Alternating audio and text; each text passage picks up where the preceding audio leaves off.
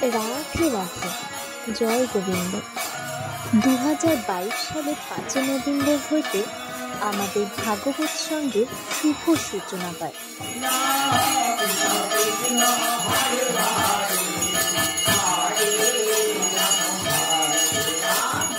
এখানে প্রত্যেক সন্ধ্যা 7টা হইতে ধর্মীয় গান বাজনা ও ভাগবত পাঠ এবং পূজা আরতি অনুষ্ঠিত হয়। এছাড়া প্রত্যেক পূর্ণিমার মধ্যাহ্নে মহাপ্রভুর ভোগ হয়। এই সহিত অনুষ্ঠানে সকল সনাতন ধর্মের ভক্তবৃন্দদের আমাদের ভাগবত সঙ্গে আসার জন্য আমন্ত্রণ রইল। আমাদের ঠিকানা 27 নম্বর ওয়ার্ড, দেবীনগর, রায়গঞ্জ, উত্তর দিনাজপুর। রাধে রাধে।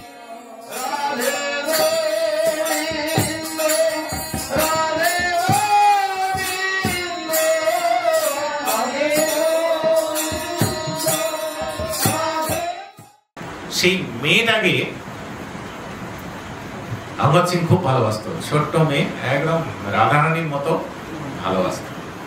যখনই প্রসাদ পেত তো ওকে নিয়ে বলতো, না ওকে ডাক, আমার ভাগ্নিকে ডাক, হ্যাঁ ওকে ডেকে প্রসাদ পাওয়া। এইবার রাজা বললো যে এক কাজ করো, অঙ্গদ সিং প্রতিদিন এখানে প্রসাদ পেতে আসে। ওকে বললো যে তোমাকে এত হিরে দেবো, এত দেবো, এত টাকা পয়সা দেবো, এত দেবো। অঙ্গদ সিং এর খাদ্যে তুমি বিষ মিশিয়ে দাও, মিশিয়ে দিয়ে অঙ্গদ সিংকে মেরে দাও।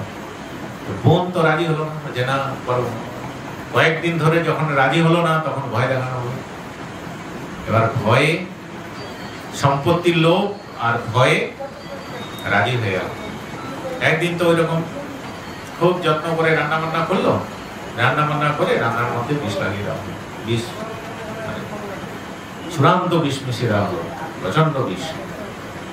এবার অঙ্গদ সিংকে ডাকা হলো।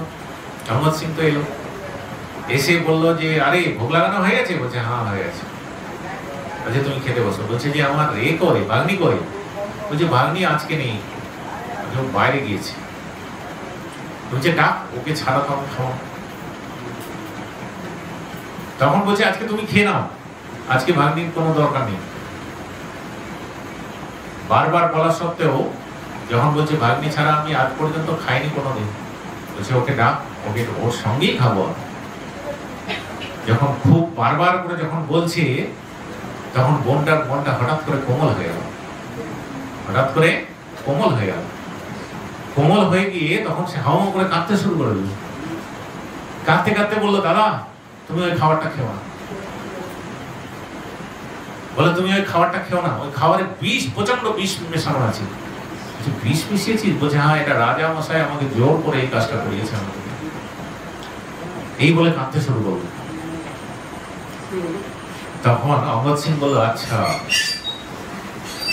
অঙ্গদ সিং এর স্ত্রী অঙ্গদ সিংকে বলেছিল যে তুমি ভগবত প্রসাদ ছাড়া কিছু খাবে না, এরা আমার নির্দেশ। ও আর ভগবত প্রসাদ ছাড়া কিছু খেতে হবে। তো বলছে তোর এটা ভোগ লাগানো হয়ে গেছে? বলছে তুই বিষযুক্ত হাঁটা জগন্নাথকে ভোগ লাগিয়ে দিয়েছিস। বিষযুক্ত প্রসাদ, এইটা ভোগটা তুই জগন্নাথকে ভোগ লাগিয়ে দিয়েছিস, জগন্নাথের প্রসাদ হয়ে গেছে এটা। তখন বলছে ওটা দিই, জগন্নাথ যখন খেতে পেরেছে তখন আমিও পারব। এই বলে তখন ওই বিষযুক্ত থালাটা গোটাটা খেয়ে নেব, খুব চেটে উঠে খেয়ে নেব। খেয়ে নিয়ে বলছে এরপর যদি কিছু হয় আমার প্রভু জানে। এইবার কি হলো, এদিকে রাজা, রাজপ্রহরীরা, লোকেরা যারা বাইরে থেকে সব দেখছে কি হচ্ছে, দেখছে যে খাওয়া হয়ে গেছে। আচ্ছা এইবার কাজ হয়ে গেছে।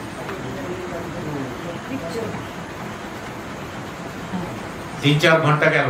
রাজা আরো অঙ্গদ সিংকে ডেকে এনে আরো রাজ্যের গল্প করতে ধরেছে, যে গল্প সল্প করলে আস্তে আস্তে ওর মধ্যে বিষের প্রতিক্রিয়া শুরু হয়ে যাবে। 4-5 ঘন্টা কেটে গেল গল্প করতে করতে, কোনো প্রতিক্রিয়া নেই, নো প্রতিক্রিয়া, নো রিয়াকশন। হ্যাঁ, বিষ আউট হয়ে গেল।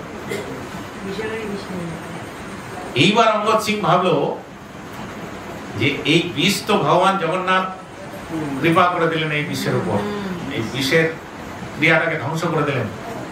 কিন্তু এই রাজা তো আবার আমাকে অন্য কোনো ভাবে রাজা আমাকে মারবেই। রাজা যখন এত বড় বুদ্ধি করেছে আমাকে মেরে দেওয়ার, এবার অন্য কোনো বুদ্ধি করবে। তো এইটা তো আমার জগন্নাথকে দেওয়া হলো না, এই হিরেটা তো আমার জগন্নাথকে দেওয়া হলো না। তো বলে রাজবাড়ি থেকে বেরিয়ে গেল।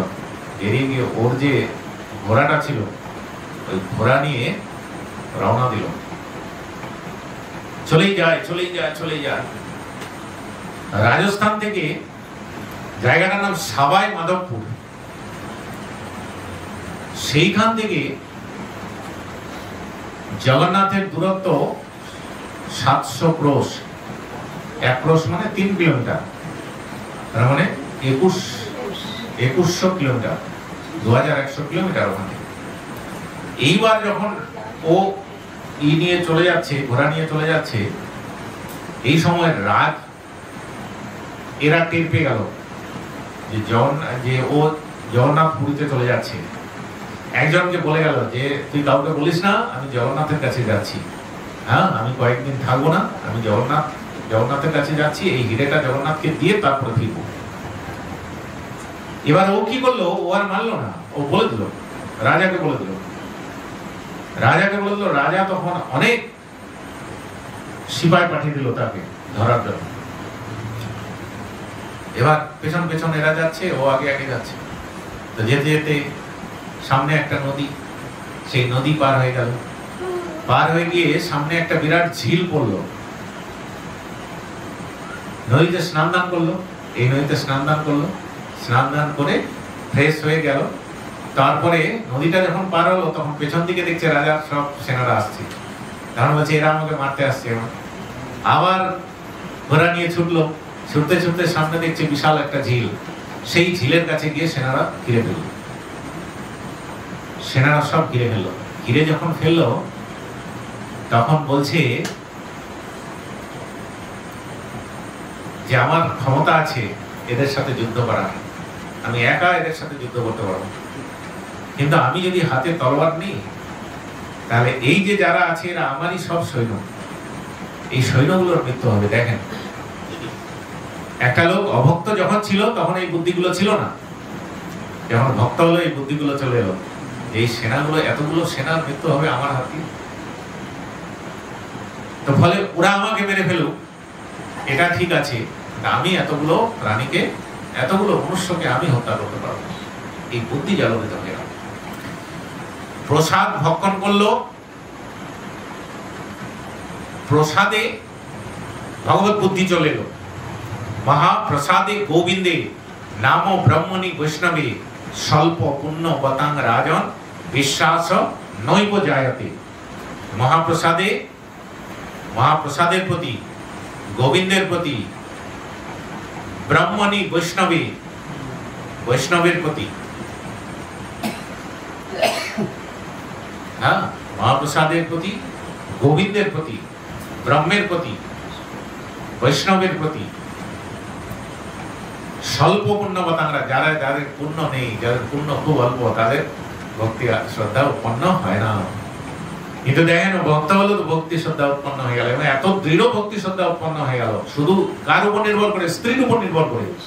স্ত্রী যদি ওইটা না করতো, তাহলে ভক্তি শ্রদ্ধা উৎপন্ন হতো না। তার মহাপ্রসাদের প্রতি শ্রদ্ধা উৎপন্ন হয়ে গেল। এবার জগন্নাথের প্রতি, গোবিন্দে, মহাপ্রসাদে গোবিন্দে, গোবিন্দের প্রতি ভক্তি উৎপন্ন হয়ে গেল। এবার নামের প্রতি, নামের প্রতি ভক্তি, আর বৈষ্ণবের প্রতি ভক্তি। বৈষ্ণবের প্রতি ভক্তি হলো বলে তো গুরুদেবকে ধরে নিয়ে আসলো, গুরুদেবের পদরজ পান করলো। অত বড় সেনাপতি গুরুদেবের পদরজ পান করছে, আমাদের কাছে একটা অভিমানের ব্যাপার যে আমরা সাধারণ গুরুদেবের পদরজ পান করবে, পদরজ, পদ ধুলি, পদ জল, এগুলো আমরা গ্রহণ করব, কিন্তু হয়ে গেল। এবার গোবিন্দের প্রতি অর্থাৎ জগন্নাথের প্রতি ভক্তি উৎপন্ন হয়ে গেল। এবার ঝিলের কাছে এসে সবাই যখন ঘিরে ফেললো, তখন ঝিলের সামনে দাঁড়িয়ে বুক থেকে সেই ইটা বের করলো, হিরেটা বের করলো। হিরেটা বের করে বললো, জগন্নাথ, বলছে হে জগন্নাথ প্রভু, আর আমার দ্বারা তোমার কাছে পৌঁছানো গেল না, এরা আমাকে ঘিরে ফেলল, হ্যাঁ আমি যা চেয়েছিলাম তা হলো না। তো ফলে হে প্রভু তুমি এখান থেকে এটাকে গ্রহণ করো। বলছে যদি আমার প্রতি যদি এতটুকু কৃপাবান হও, আমার প্রতি দয়া পরবশ হয়ে তুমি আমার এই হীরাটা আমি তোমার নামে সমর্পণ করে দিয়েছি, তাহলে তুমি এই হীরাটা তুমি গ্রহণ করো এখানে বলে, এই বলে ভগবানের প্রতি প্রার্থনা জানিয়ে হীরেটা ছুঁড়ে ফেলে দেব। যখন ছুঁড়ে ফেললো তখন দেখছে আকাশের মধ্যে থেকে বিশাল একটা হাত নেমে আসছে, বড় একটা হাত নেমে আসলো। এইভাবে হাতটা নেমে এসে হীরেটাকে গ্রহণ করলো। সেনারা দেখতে পেল না, আঙ্গাজি দেখে ফেলল। ওখান থেকে কত দূর ছিল? 700 ক্রোশ, 2100 কিলোমিটার। জগন্নাথের স্থান থেকে জগন্নাথ প্রভুর হাতটা বেরিয়ে আসছে, 2100 কিলোমিটার দূরে হাতটা বেরিয়ে আসলো। এসে নিয়ে সেই হীরেটাকে গ্রহণ করলো। হীরেটাকে গ্রহণ করে আবার হাতটা মিলিয়ে গেল। সেনারা দেখতে পেল, সেনারা দেখলো যে হাত যে ওটা জলে পড়ে গেল। তখন কি করলো? আবার সেনারা, একজন সেনা গিয়ে রাজাকে খবর দিল। রাজা আরো প্রচুর ডুবুরি, প্রচুর লোক পাঠিয়ে দিল সেই ঝিলের কাছে। পাঠিয়ে দিয়ে বলছে কোথায় পড়েছে? এই জায়গাতে পড়েছে। সব খোঁজাখুঁজি, কাদা, মানে হাজার লোককে নামিয়ে দিল রাজা। সবাই খুঁজে এটা ওটা করে কিছুতেই সেটা পেল না। তখন অঙ্গদ সিং বলছে তোমরা পাবে কোথায়? ওরা তো জগন্নাথ গ্রহণ করে নিয়েছে। বলছে জগন্নাথ গ্রহণ করে নিয়েছে, ওটা তোমরা পাবে না। বলছে আমি চললাম জগন্নাথের কাছে। তখন আর ওকে আর ধরতে গেল না, কারণ ওটা তো ফেলে দিয়েছে, ওরা দেখেছে ওটা পড়ে গেছে। তখন আর অঙ্গদ সিংকে কেউ ধরতে গেল না। অঙ্গদ সিং ঘোড়া ছুটিয়ে নিয়ে চলে গেল জগন্নাথে। জগন্নাথের কাছে গিয়ে জগন্নাথের ইসে হাজির হয়েছে। জগন্নাথ প্রভু দেখছে জগন্নাথ প্রভুর বক্ষে তার দেওয়া হীরেটা জ্বলজ্বল করছে। জগন্নাথ প্রভুর বক্ষে তার দেওয়া হীরেটা জ্বলজ্বল করছে। তখন সে আশ্বস্ত হয়ে গেল, এটা আমারই হীরে, আমার দেওয়া হীরে। হ্যাঁ, যে হীরেটা আমি রেখেছিলাম এটা ভগবান জগন্নাথ পেয়ে গেছে, এতেই আমি আশ্বস্ত। তখন সেখান থেকে সে আবার ঘুরে এলো, এসে বলল যে রাজা, সেই হীরেটা জগন্নাথ প্রভুর পক্ষে অবস্থান করছে। রাজা বলছে যে নাস্তিক রাজা, সে বলছে যে এটা ওইখানে ফেলে দিয়েছে, হ্যাঁ পাওয়া গেল না, কিন্তু এখানেই তো আছে কোথাও। তখন যখন বারবার করে বলছে, তখন রাজা বলল যাও তো, এখান থেকে 50 জন ব্রাহ্মণকে পাঠালো ঘোড়ায় চাপিয়ে। ব্রাহ্মণকে পাঠিয়ে দিয়ে তখন বলছে যাও তোমরা দেখে এসো। ব্রাহ্মণরা আবার পুরীতে গেল। পুরীতে গিয়ে দেখছে হ্যাঁ ঠিক জগন্নাথ প্রভুর পক্ষের মধ্যে সেই হীরের অবস্থান করছে। যখন দেখলো সবাই, তখন এসে রাজাকে বলল যে হ্যাঁ জগন্নাথ প্রভুর পক্ষের মধ্যে আমরাও হীরেটাকে দেখে আসলাম। যখন এই কথা রাজা শুনলো, তখন রাজা বলল